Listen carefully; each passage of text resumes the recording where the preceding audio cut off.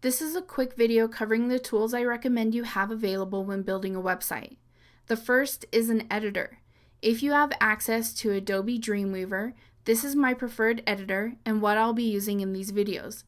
However, you can also use free alternatives. For a PC, you can use Notepad that comes installed on a PC or download Notepad++. I recommend Notepad++ because it has a lot more features than what you would get with regular Notepad. On a Mac, you can choose between TextEdit that comes installed on a Mac, or you can download Text Wrangler from barebonessoftware.com. Actually, it's barebones.com. For the same reason I recommend Notepad++ for PC users, I recommend Text Wrangler for Mac users because it has a lot more features. Now just be aware, if you choose to use one of these free alternatives or a different alternative, you're absolutely welcome to, but it's going to be a little bit different from what you see me doing in Dreamweaver, so make sure you watch the tutorial videos I've created on the free alternatives for a Mac or free alternatives for a PC so that you can understand that process of how to write code and preview it in the browser so that you can simulate the same environment you'll see me using in Dreamweaver. Now the other tools I recommend is one, you need to use the web developer toolbar. Right now I believe it's only available for Firefox browser and Chrome browser, so make sure you open up either one of those browsers or both of them and add the web developer toolbar, which you can see here.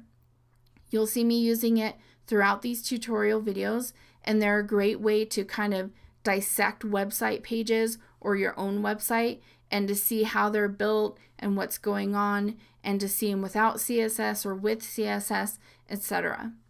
So I highly recommend that you have the web developer toolbar. The other thing I recommend is that you have an image editor. I prefer to use Photoshop. If you don't want to pay for Photoshop, then if you type into Google or another search engine free Photoshop alternatives, they will have a couple of alternatives that might get you exactly where you need to be without having to pay for a professional level software.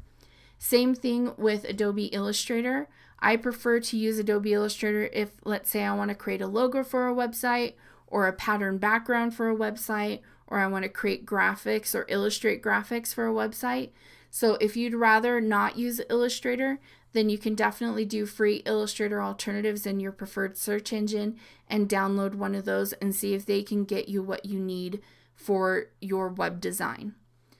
The last thing I recommend is that you download all of the 5 major browsers if you can, and make sure that they have updated versions. So this is Mozilla Firefox, Google Chrome, Safari, which is Mac specific, Opera, and Internet Explorer, which is PC specific. The reason why we do this is because we want to make sure that your website works in all the browsers that people could be on when they visit your website.